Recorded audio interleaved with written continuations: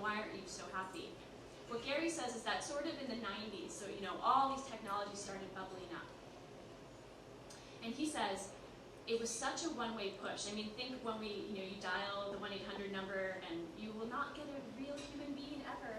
That sort of time in our history, there was no communication, right? It was just a one-way push. But what he's saying is that now we're really coming back out the other side. And we're going back to that small town mentality where you really do have to communicate. You have to answer back. We're done with this static, companies can just keep pushing out thoughts, individuals can just keep pushing out thoughts without repercussion. So you have to answer to somebody. So if you want to look at this from a business perspective, I do recommend this book. Alright, and then this is, there we go. So, you can do it. Okay. So, this is a bit, I tried to find all of the views of what these things looked like when I started using them. So it's like the old AOL view, the Friendster view, things like this on here. But social media helps me get out of my head. And again, kind of going back to this idea that once the bulletin boards were sort of outdated and America Online came along, I realized that once again, I could have response and communication with people outside of where I was at. And because I'm a writer, I actually got to write that down. So for years and years, I would just write in journals. And they would just close, and then they'd go away, and sometimes you should burn them. But with this, I actually got to practice saying what I thought. And it really started to get out of my head. And it was high school. It was the first time I really got to use those chat rooms. And yes, it was kind of the Wild West then. But it really helped me understand this. Why I titled this, It Makes It Possible to Get Out of My Head, is because there's a film critic. And I'm from Chicago originally. And there was a film show called Siskel and Ebert. And the guy, Roger Ebert, he's just done a TEDx talk, and he lost his voice. I think it was due to cancer.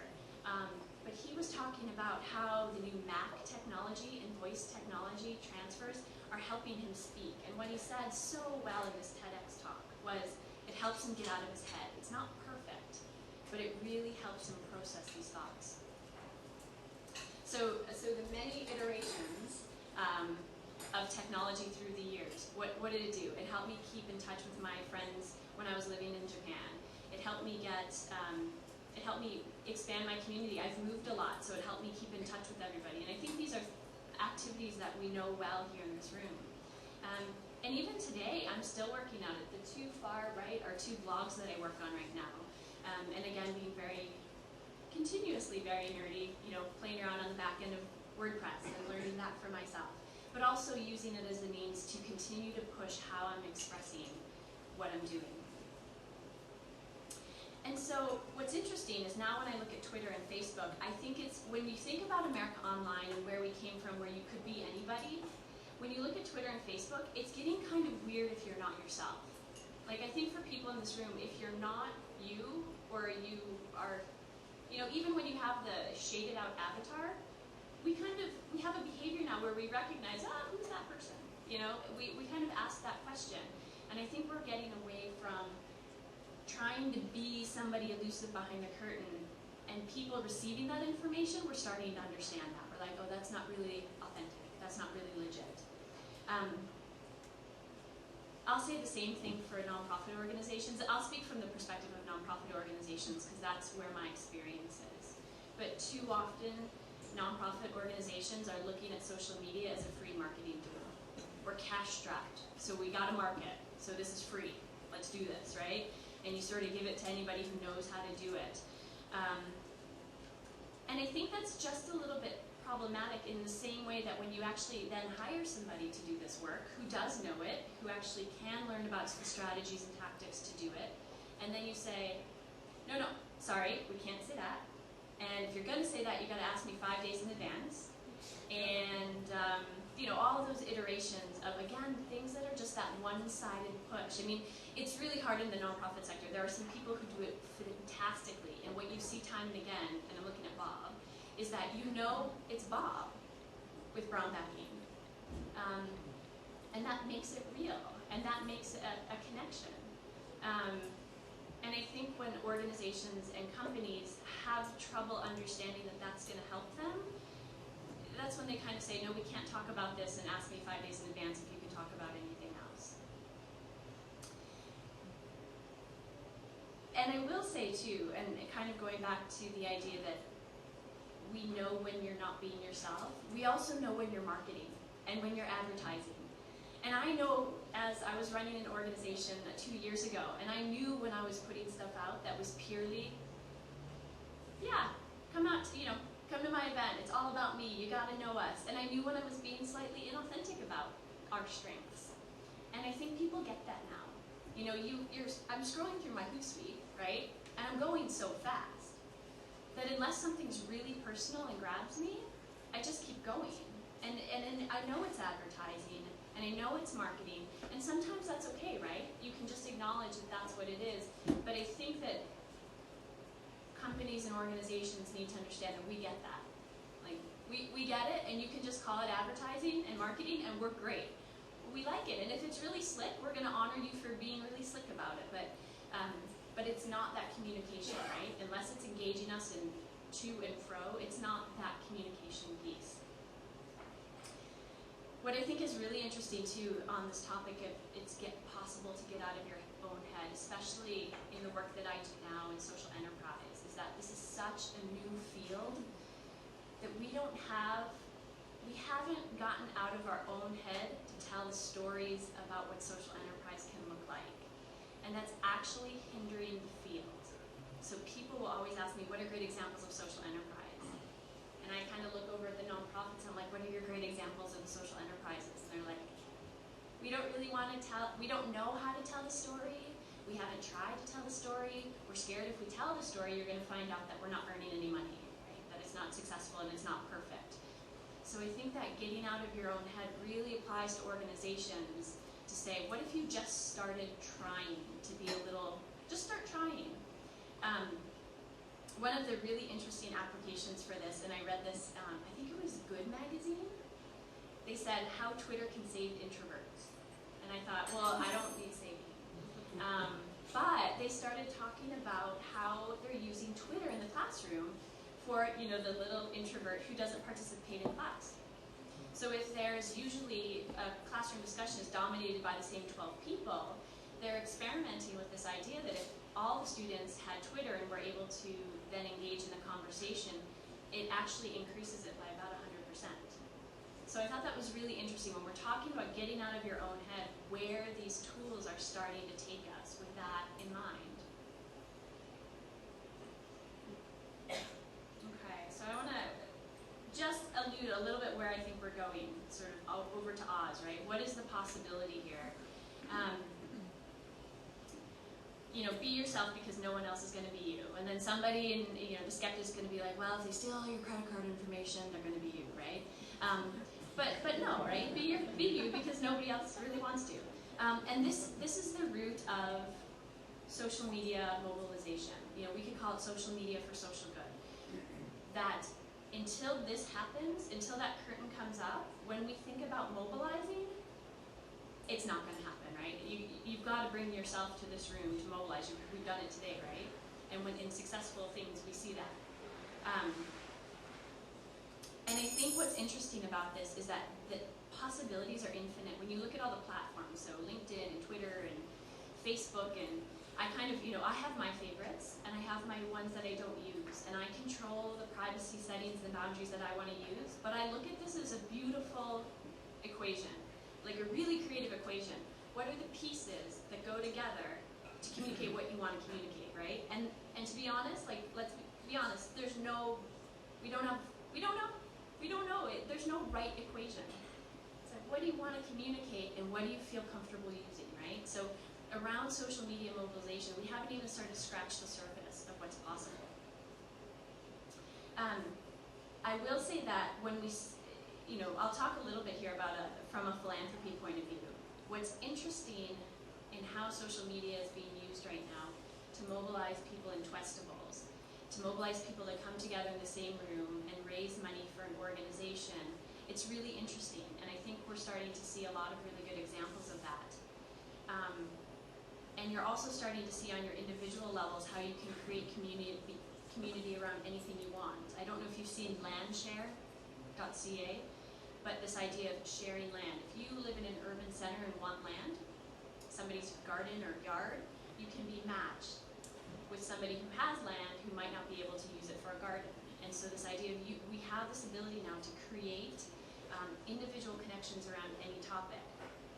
One of the ideas I'm working on in philanthropy right now is just something called, I'm calling it peer-to-peer giving. And so what we're really good at doing in philanthropy is we've been really, really good at telling you to give to an organization. We're super at that. We're like, just give to an organization. That's what you should do. And what we're really bad at, because we're so good at that, is we're really bad at having you help an individual. And we kind of tell you, I don't know if you should trust them. You don't know what they're going to do with the money. Are you really sure that's where you should give? And so we've been really great at establishing this behavior of us not trusting another person to give what they need. And even better, this is where we're so great. We don't have a behavior where we're okay to ask for help.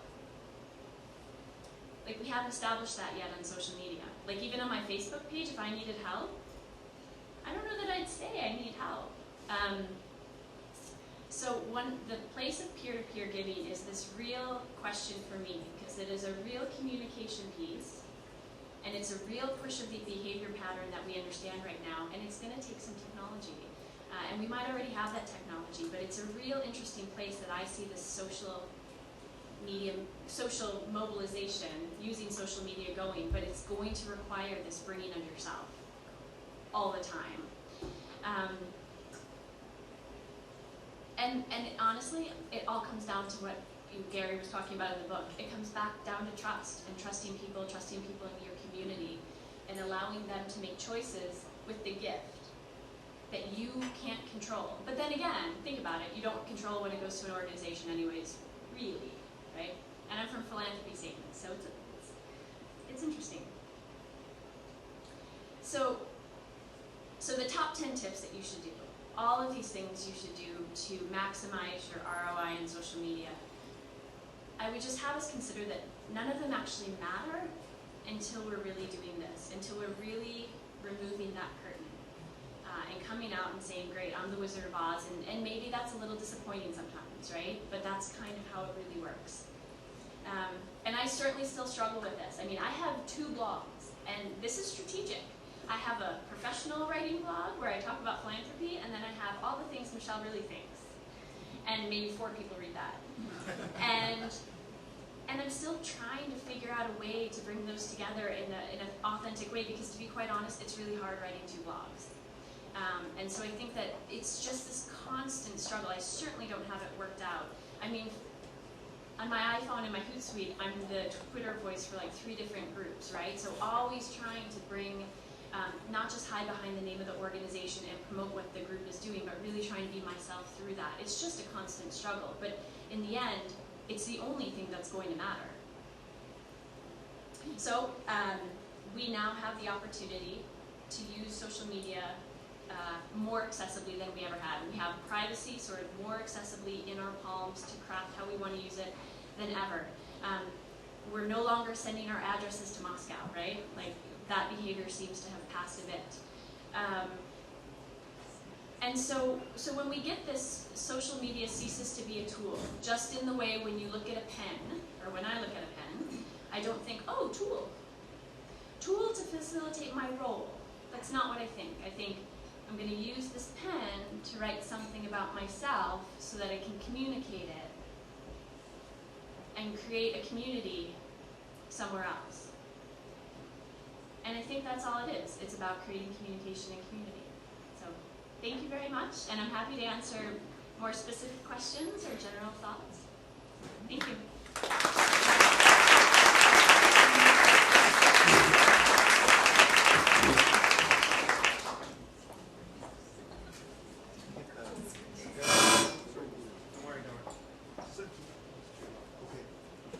Does anybody have any questions for Michelle here? Is this working? Not working?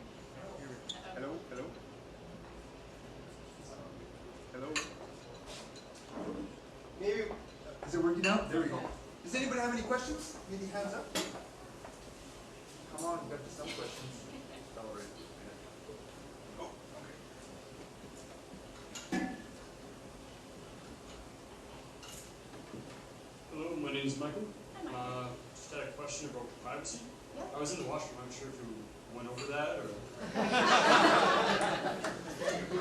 Privacy's all in your hands. Yep.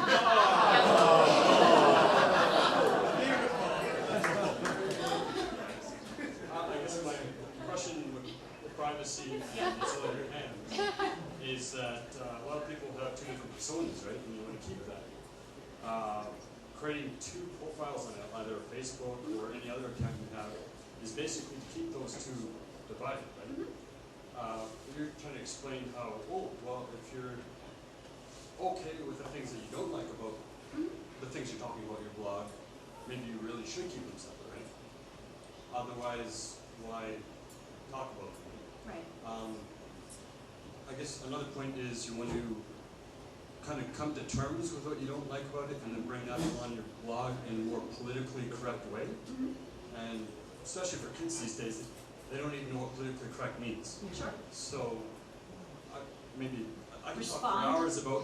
We can go back I will and forth respond. about whether or not it's a good idea or not. But Yeah. I think it's a personal choice. Yeah. And I don't think anyone will eventually fit those two accounts together.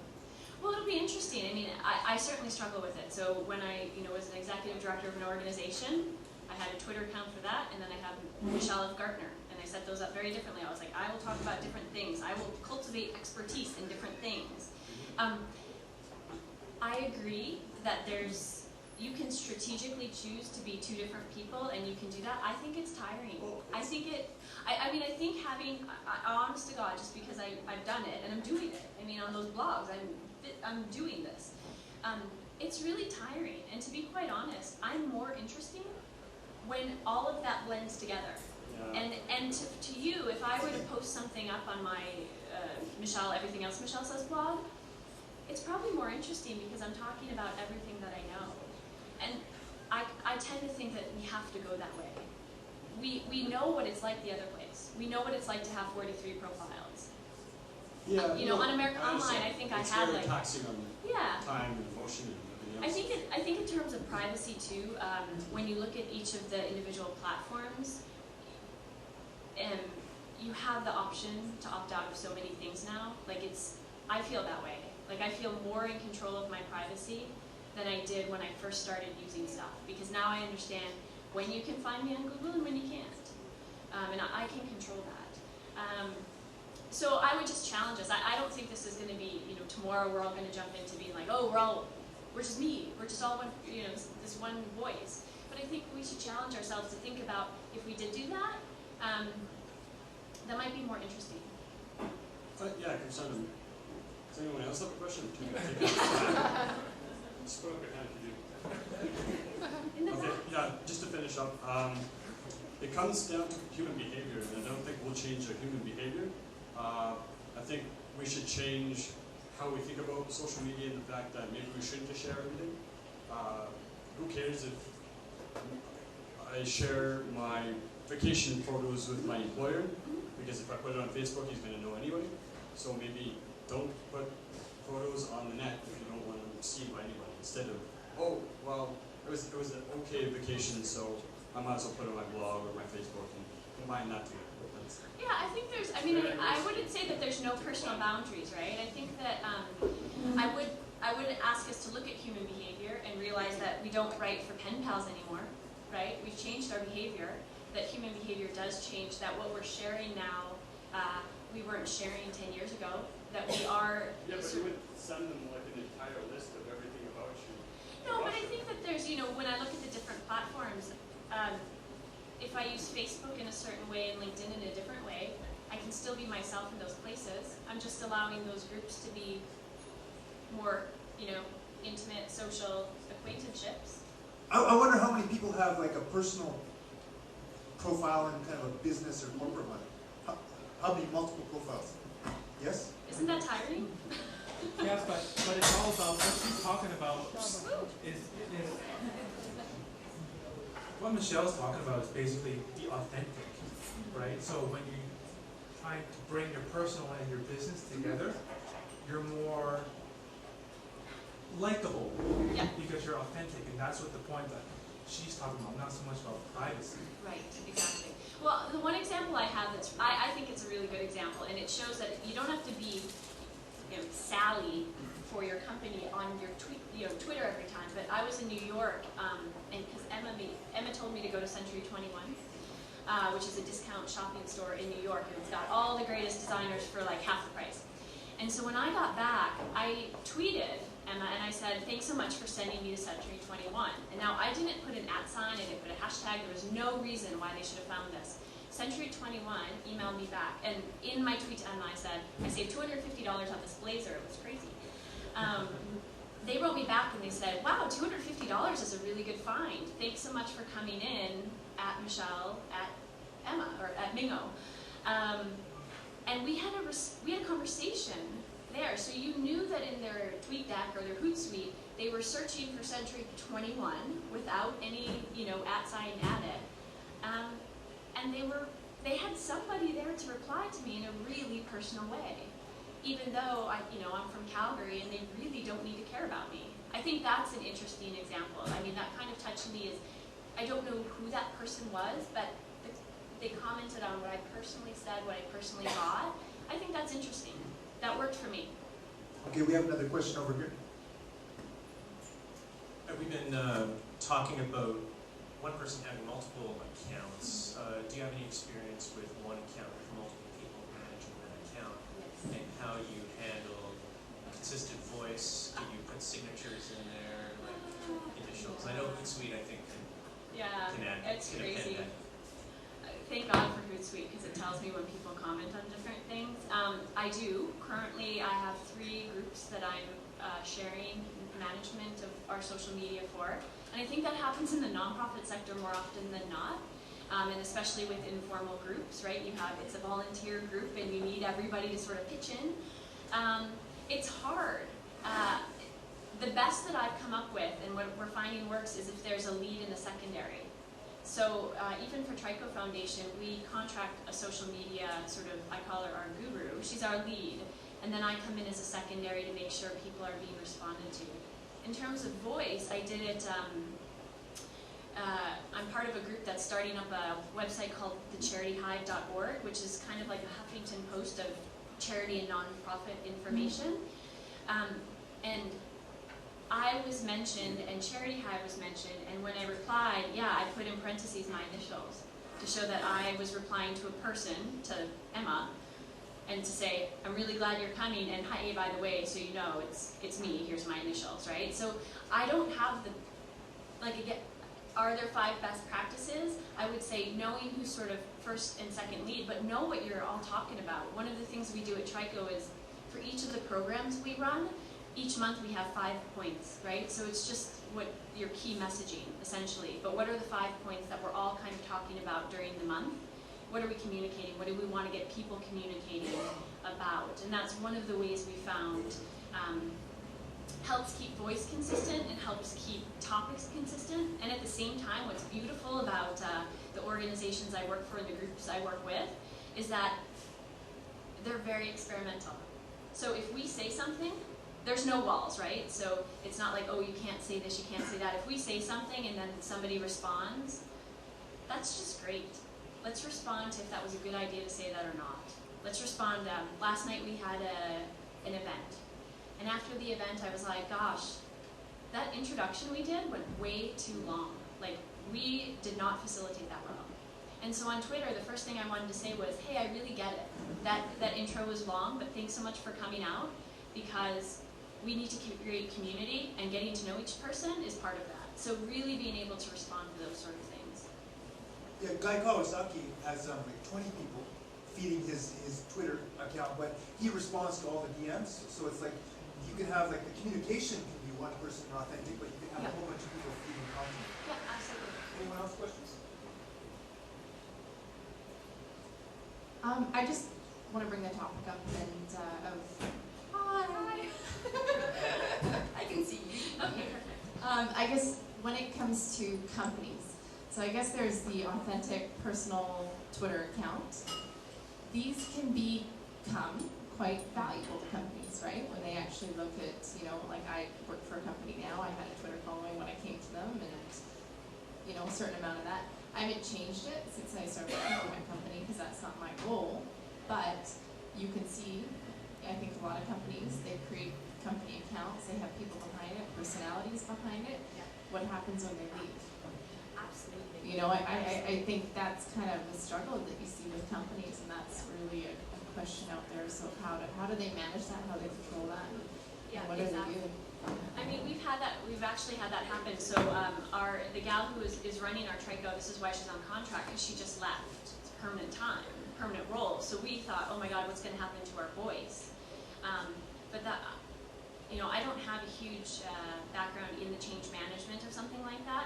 Though it's happened. I left an organization, the organization that I was running, and I left it, and the social media fell for 2 or 3 months until somebody else came in and trained somebody to do social media, right? So it's a real concern that this is your voice.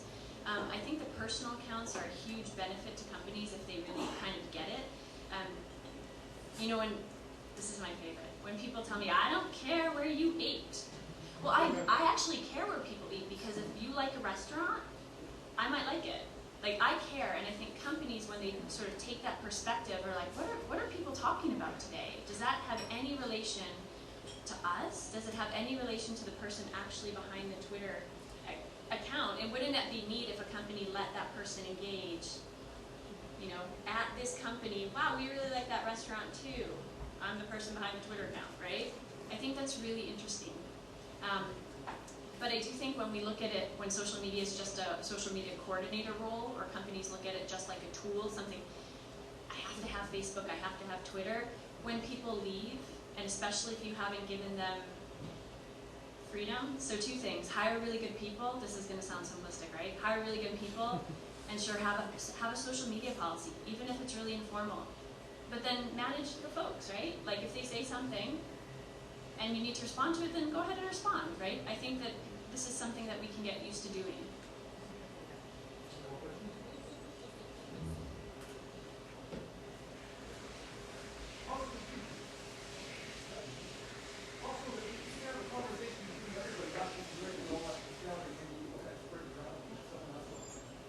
Absolutely. Just shout.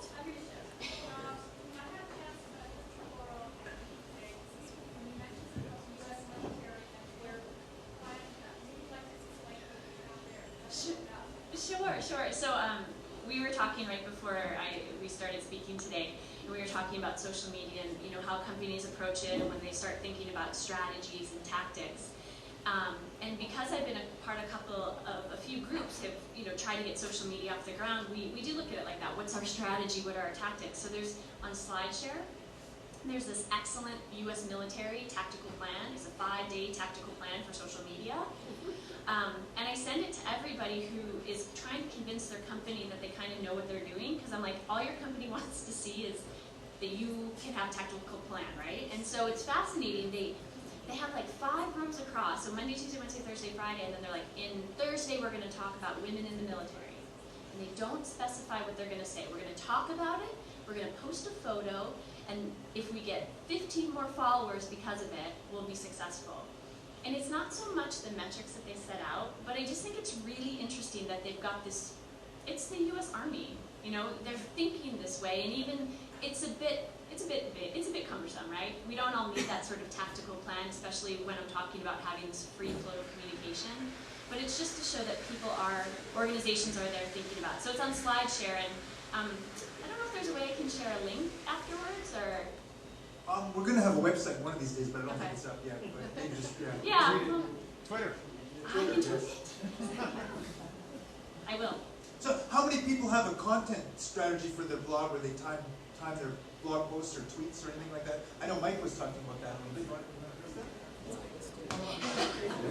Put him on the spot. Well, I think it's really important that if you, when you're posting content, that if you have a strategy, if you have a plan, Yeah. if you're just sitting there and trying to think of stuff off the top It's of your head, horrible, right? it is bad, Yeah. and you get mental blocks. So Yeah. for me, for Yeah. what I do, it's really important to think ahead. Yeah. And even if you're timing 2, 3, 4 posts a day, Yeah. they kind of all work together as well. So you can blend them all together. So Exactly. Well, and I agree with you. I mean, I look at that with there's a really great resource. I think it's called productiveflourishing.com, and they have templates for monthly blog posts. Like, you can kind of almost like worksheets. I'm nerdy, so I like worksheets. And I think it's really important, right? Because for me, again, getting out of my head to think, what do I want to say, and when am I going to say it? It's helpful, but I'll be honest. Sort of, half of the time when it comes to me is when I write.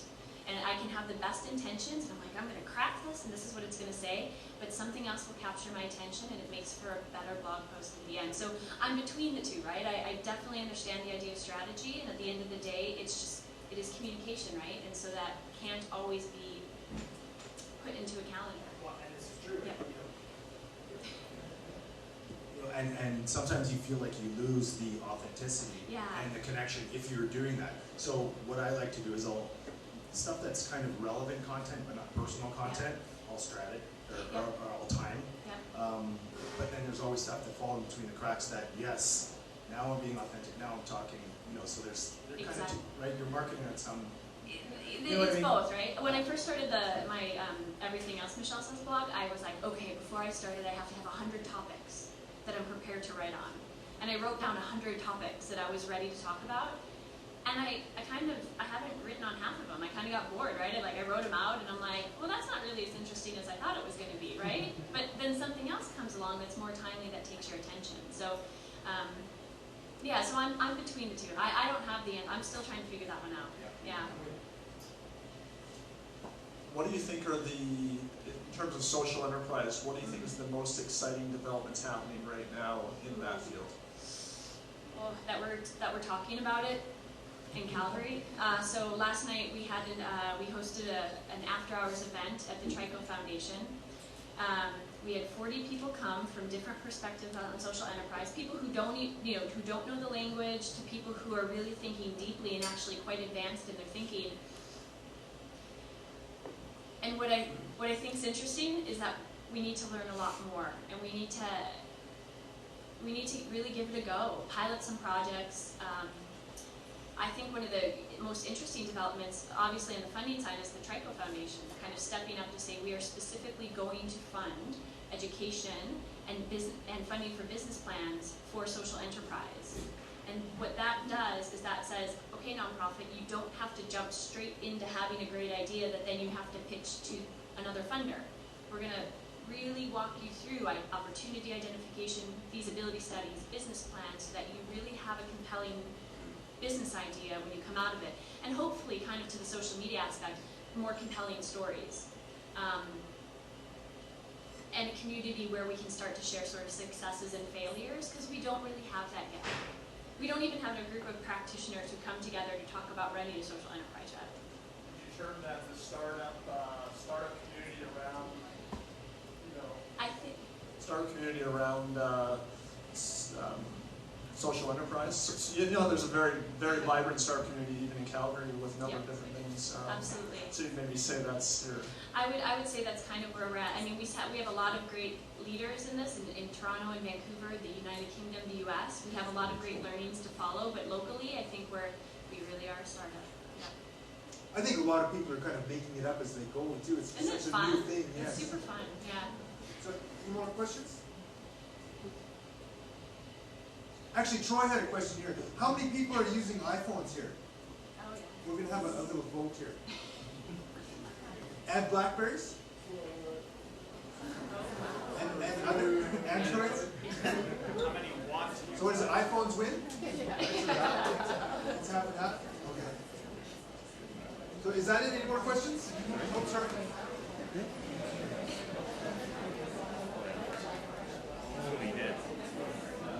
Hi, this might not be a question directly for Michelle, but probably for everybody as well. I think there is a constant struggle between having your own personal profile and if you're tweeting or blogging for your company, and I get a lot of pressure from my leadership saying, you know, we need to have a company voice, we need to have an organizational voice, and we always have to use we rather than I, you know, and it's really hard to figure out that personality and that authenticity, you know, from an organizational point of view. When I tweet about something, I have to think about does my organization have to say that, and it's a constant struggle. And you know, in the end, it'll turn out to be like a one-way marketing, you know, push out communication, which is not, you know, authenticity as well. So I was just wondering if anybody has anything to say. There's a hand over there. I just want to answer this question because I love the sound of my own voice. But anyways, I tweet as the Calgary Comic and Entertainment Expo on top of my personal Twitter account. And the struggles that you're having is like, how do I find a voice for my organization? You almost have to champion it. You have to believe in your organization. Like, what do you do if you don't mind me asking? Operation Eyesight. Really good organization. Like, literally give the gift of sight to people. So, are you the person in charge of the social media? Or, yeah.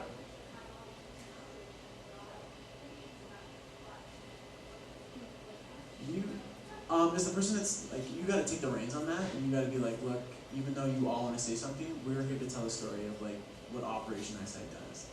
And just, if it's yourself who's that voice, or just a collective consciousness, you have to decide what's in the best interest of your organization and tweet for them.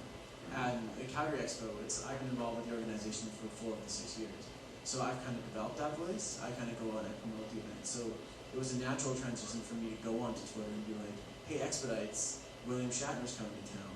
Or like have an announcement. Or like recently we had a bad thing happen. Like George Romero was our guest and he broke his arm. So I had to go on Twitter and tell our fans that I'm like, we're really sorry about this. And since people know the voice, know the organization, and a lot of people know it's interchangeable. They're like, oh, Hedgehog is Calgary Expo is Hedgehog. So what you gotta do is just be like, by the way, this is me. We're here to tell a story of Operation Eyesight, and we hope you listen. So I hope that helped. Anybody else want to address that? Thanks, Michelle. I don't think you're an introvert.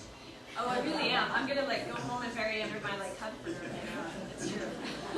I agree with the struggle between personal and for profit. And just to add to how to add your voice within an organization, I sort of see it as more of an MC role. So if you could perhaps adopt that, where you're coordinating answers and responses as opposed to, being responsible for your own person, then I think it allows you to do both. It allows you to express a little bit of personality, and then it also allows you to say, oh, by the way, Joe Smith from our organization says this, right? So you're kind of tweeting on their behalf. So I know that's worked for me. That's a really nice framework, the MC framework, right? Because you always have great connection with the audience, right, and at the same time you are promoting something. That's a really nice framework. Thanks. Our Tony, oh, there you are. How does Melrose handle? What are you talking about? Yeah, so when we got started, it was just me by myself, and then I guess my take on it is that you have to let social media almost breathe and live through the organization. You need champions, which is the key thing. So my biggest tackle was getting people on side with me, and I have that now in spades. There's 4 of us that run the account. Dave, actually one of the other ones, he's been running the mic over there. One of his analogies was we're like a radio station. Each DJ runs a bit of a piece, that's their thing. And then the other thing I'd like to add is that I don't think it's a big deal to show that personality of the different people because it shows your corporate culture. And what's wrong with that? That's being human, and that's what these platforms are all about. And I think for us, I mean, it's been a big key for our success. And we're just going to keep on doing it. I think that ultimately people buy from people, so if you can show your personality, it's much better than a corporate persona. Anyone else? No? I think we're done. Yeah, no, thank you very much. And if you have any questions on any of the things I talked about today, or social enterprise specifically, I'm happy to chat further. Actually, I'm supposed to call Laura up, I believe. I heard, is that right? Yeah. Yeah, sorry, yeah, sorry. Hi everyone, my name is Leanne Laverick. I'm representing the amazing folks that are behind the YYC for Slave Lake event that's happening next week. That's on Wednesday night, June 22nd, here at Melrose Bar and Cafe. Thanks to Melrose for hosting the event. And I just want to personally invite each of you to come. It's going to be an awesome time. We've got silent auctions and door prizes, raffle, live entertainment, and it's all going to benefit the Canadian Red Cross efforts in the Alberta fire response. So we also had a special announcement yesterday. We have Jillian Harris, who's a past employee of Melrose, and Candace's favorite bachelorette is going to join us. So that was pretty exciting. So yeah, we'd personally like if you guys could all come down, and we also have posters that are easy if you work in organizations that are in the public forefront and you'd like to post something for us on our behalf. Just message YYC for Slave Lake on Twitter, and we'll make sure we send you something. And yeah, thank you very much, and hope to see you all out. So once again, thank you, Michelle. Thanks for a great speech. One more round of applause for Michelle. And so you're welcome to stick around and talk and chat for a little while. You can still have coffee for a little while, so thank you very much. Bye-bye.